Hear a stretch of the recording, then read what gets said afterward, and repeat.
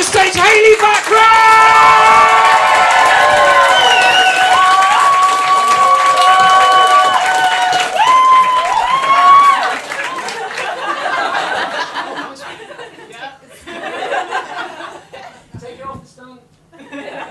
I got it. Hello. I'm gonna get this working first. Yeah, I'm standing in front of it though. So, sort of jumping off some of the things that Steve was saying before, I've noticed that in the world we live in today, it's like a really great time to be really rich. I guess that's probably true of most of history, but I feel like lately it's really been driven home to me that like being an incredibly wealthy person is like where it's at.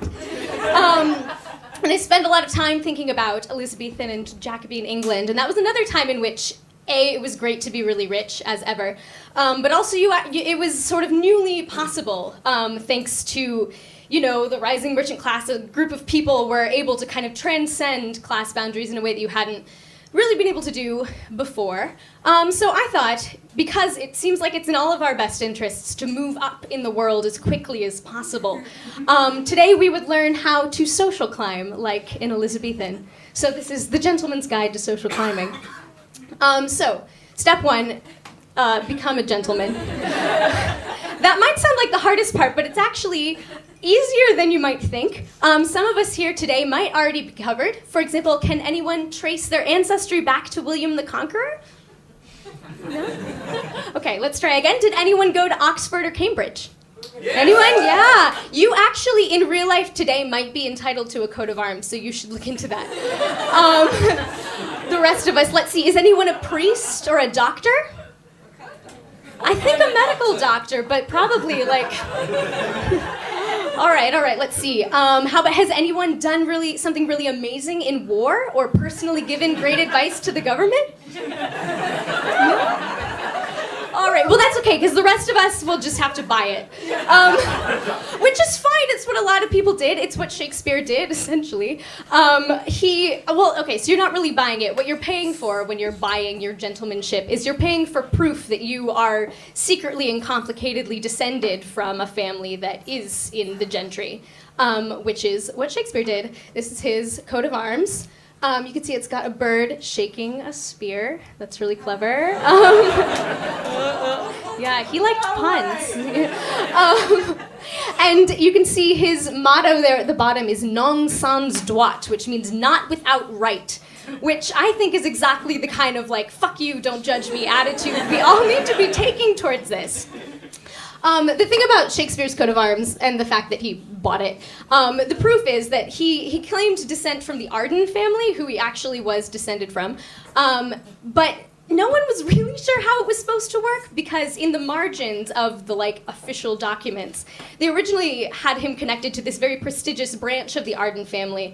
But then clearly someone took a look at it and was like, that's going a little far. And so they crossed it out and connected him to a much lesser branch of the family. But he still got a coat of arms, and that's the important part. I think a coat of arms is one of the really exciting parts of being a gentleman. Kate Middleton and her family got one. This is theirs. I'm going to read the exact description of it because it has a lot of meaning, it turns out. So the 3 sprigs of oak represent the 3 Middleton children. The gold chevron in the middle represents her mother's family, the Goldsmiths. Oh, and the oak leaves also represent the area where she grew up, which had a lot of oak trees. That's nice. And then the white ones represent mountains, but also the Lake District. Obviously. I thought this was a really clever way, because a coat of arms, that's intimidating. It's going to be on all your stuff. So I thought this was a good model for designing a coat of arms. So I designed a coat of arms for myself that we can all use as a model when I'm sure you'll spend the rest of the evening designing your coat of arms. So what we have here...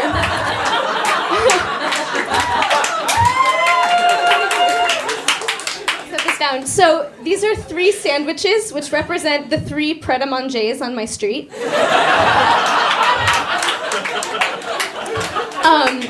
As you may have heard him say, my last name is Bachrach, so this is a butt, because I don't know how to draw a back. And this is a clothing rack, not the other kind of rack. First of all, because I don't know if you say that in this country, but also to represent how classy I am.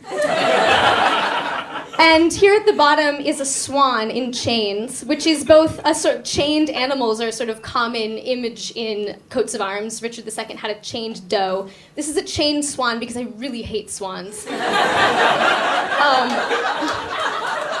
want to see them subjugated.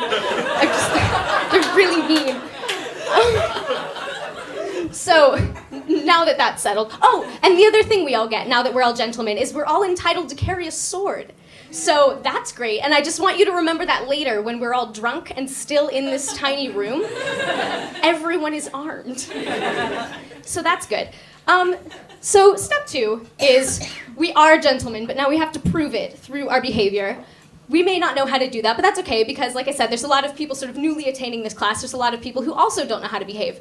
So what that did is it led to a sort of proliferation of etiquette books. So I've drawn some samples from a couple etiquette books of the late 1500s and early 1600s, which I think are really going to get us started on how we should behave.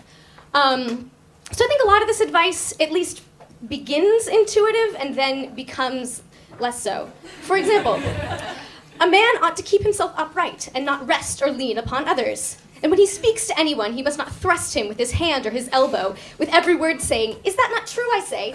Do you hear me?" We all know that guy. And all the while, they continue jogging them while laying their hands on their breasts or playing with their buttons. Okay. Sometimes they use my favorite rhetorical device, the hypothetical person who definitely isn't a very specific person that they know. For example, others there be that spit aloft in the air, who by behaving themselves in such actions do sprinkle the faces of those that stand about them. If you're a person who spits up in the air, don't do that. That's really gross.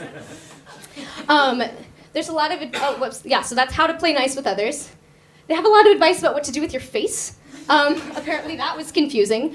For example, let not thy mouth be too close shut, as if thou fearest to take breath, nor yet let it be gaping open, for that is like a fool. But let thy lips be even as they were gently kissing each other. That's nice. But on the other hand, it was in times past holden a good fashion amongst Dutchmen to put out their lips somewhat, as if they were ready to kiss. But that is holden for a bad fashion nowadays. Or in other words, we've been hating on duckface since the Renaissance. And then there are just some general do-nots, some of which make sense. And some of them I just really think are applicable to our daily lives. For example, an unseemly thing is it that walking with others in the street, as it is a usual thing to do, thou seeing any dead dog or some loathsome thing, thou shouldst turn to thy companion and show it to him, asking him whether he saw, as he passed by, that dog. And, much less, thou ought to use to take any ill thing in his hand that smells ill, or may give a loathing, and put it to another's nose, that he may smell how it stinks, saying to him, "As you love your life, do but try how ill this smelleth." That same thing, that came up in like 3 different books, in like different, like they were, in this period they just steal things from each other, but it was like written out differently every time. It's like a huge issue. So, if, for example, you do thrust something stinky in your neighbor's face. Oop, I'm just gonna skip that. I'm running out of time, so I'm skipping things. Step 3 is don't screw up. So if you do shove something stinky in your neighbor's face, what happens? There are a few things that can lose us our titles as gentlemen. For example, setting our neighbor's crops on fire, or opening a store. So be careful. But of course, if you do make somebody really angry, something they can do is challenge you to a duel. And once you get to about the 18th century, very often people would survive duels because it's pistols, they misfire, or you could intentionally misfire it and so you don't hurt anybody. But we're fighting with swords, so there's a really good chance you'll die. And it's not just with swords. In one dueling manual, there's like a huge section of the merits of different weapons that you might be asked to duel with, like rapiers and short swords and battle axes. So it's about defending your honor, and their conception of that is maybe a little broader than ours would be. So some of the things that you might be expected to defend yourself with a battle axe about, it includes if someone lies to you or about you, or about anyone you've ever met. If someone slaps your face, That's a big one. There was a duel in 1590 that was fought and he died because he pulled the other person's nose. And on the one hand, why are you killing someone for pulling your nose? But on the other hand, why are you pulling someone's nose? It actually gives you a good idea of why they were so insistent about not touching people. They might kill you. And, of course, the source of many, many fatal duels in the period, if someone goes overtime on their history talk. So I will be in the back if any of you need to call me out for a duel. But other than that, thank you, gentlemen.